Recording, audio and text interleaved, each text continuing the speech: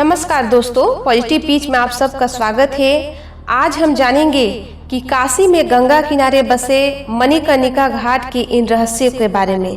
तो आइए जानते हैं क्या है वहाँ का रहस्य। दोस्तों, इस घाट में जहाँ एक तरफ चिताओं की अग्नि कभी बुझती ही नहीं है, वहीं न जाने कितनी रहस्यमयी घटनाएं होती है। इतनी विचित्रताओं की वजह से इस घाट में आखिर ऐसा क्या खास है जो इसे दूसरे घाटों से अलग और विचित्र बनाता है। आइए जानें वाराणसी के मणिकर्णिका घाट से जुड़े कुछ रहस्य और विचित्र तथ्यों के बारे में। मणिकर्णिका घाट का इतिहास। मणिकर्णिका घाट वाराणसी के सबसे पुराने घाटों में से एक है और हिंदू धर्म में पवित्र शास्त्रों द्वारा इसे अन्य घाटों में सर्वोच्च स्थान दिया गया है। ऐसा माना जाता है कि अगर यहाँ किसी व्यक्ति का अंतिम संस्कार किया जाता है तो उसे तुरंत मोक्ष की प्राप्ति होती है, अर्थात इस स्थान पर अंतिम संस्कार होने पर व्यक्ति सीधे स्वर्ग को जाता है।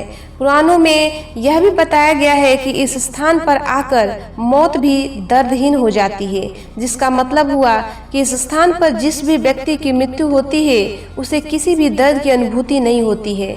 यह सिंधिया घाट और दशाश्वमेध घाट दोनों के बीच में है। इतिहास की बात करें तो यह इस शहर में मौजूद सबसे पुराने घाटों में से एक है। वास्तव में मणिकर्णिका घाट का उल्लेख 5वीं शताब्दी के एक गुप्त अभिलेख में भी मिलता है। हिंदू धर्म में भी इसका सम्मान किया जाता है। मणिकर्णिका घाट में चिताओं के दहन और अंतिम संस्कार की एक पुरानी पौराणिक कथा प्रचलित है। इस कहानी में ही इस घटना मणिकर्णिका नाम पड़ने का कारण भी छिपा है।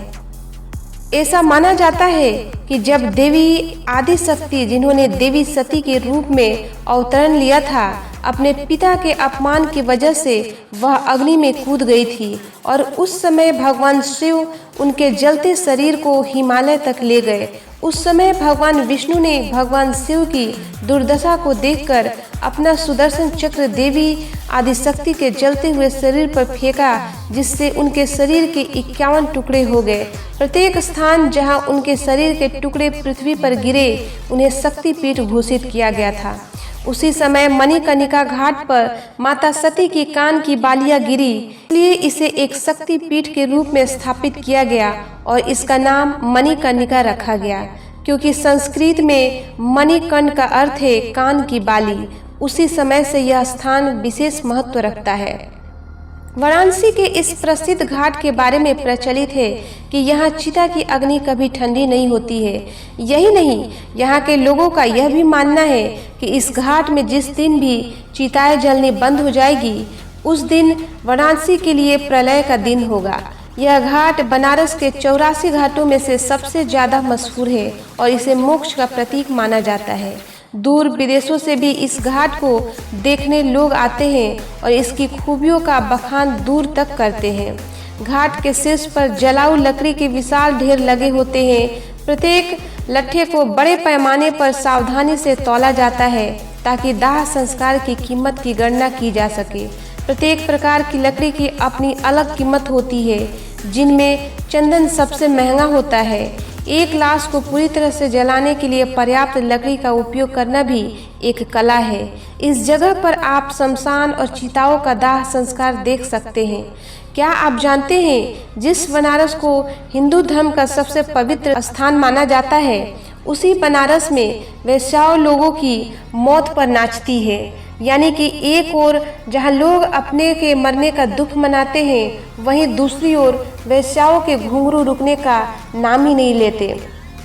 आखिर क्या है इसके पीछे का रहस्य?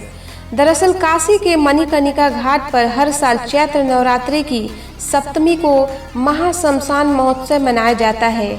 मान्यता है कि इस दिन काशी के राजा भगवान शिव अदृश्य रूप से इस पूरे महोत्सव में शामिल होते हैं और तब इस घाट में वेश्याएं बेहिचक नृत्य करती है। यानी कि एक तरफ चिता की लपेट उठ रही होती है तो वहीं दूसरी ओर वेश्याओं के घुंघरुओं की झंकार बज रही होती है। मणिकर्णिका घाट पर लोगों के रोने और तबले की थाप का यह अनोखा संगम सभी को हैरान कर देता है।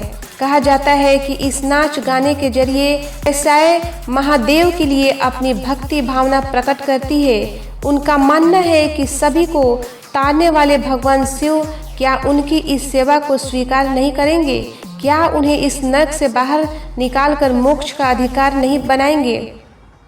अब सोचने वाली बात है कि इस घाट पर ये परंपरा किसने और क्यों शुरू की? आखिर कौन था वो जिसने पहली बार इन्हें मणिकर्णिका घाट पर नाचने के लिए बुलाया था? ये बात है 15वीं शताब्दी की। उस समय राजा मान सिंह आमेर के राजा हुआ करते थे और अकबर के 9 रत्नों में से एक माने जाते थे। उस समय उन्होंने शिव जी के मंदिर का जीर्णोद्धार कराया, यानी कि उसकी मरम्मत वगैरह कराकर उसे फिर से एक खूबसूरत मंदिर करा दिया था। रीति रिवाज के अनुसार मंदिर के जीर्णोद्धार के बाद राजा मान सिंह ने मंगल उत्सव भी कराना चाहते थे।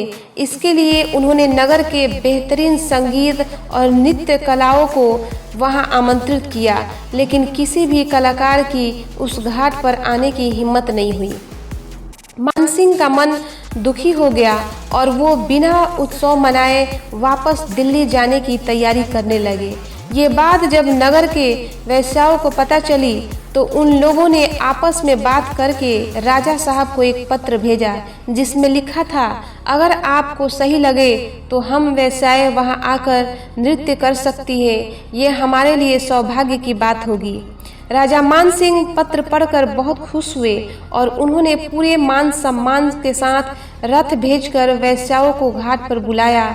वहां आकर वेश्याओं ने दिल खोलकर डांस किया और तभी से ये परंपरा शुरू हो गई।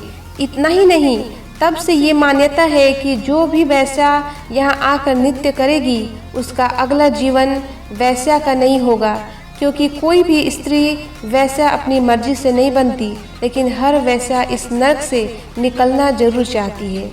ऐसी जिंदगी किसी अभिशाप से कम नहीं है।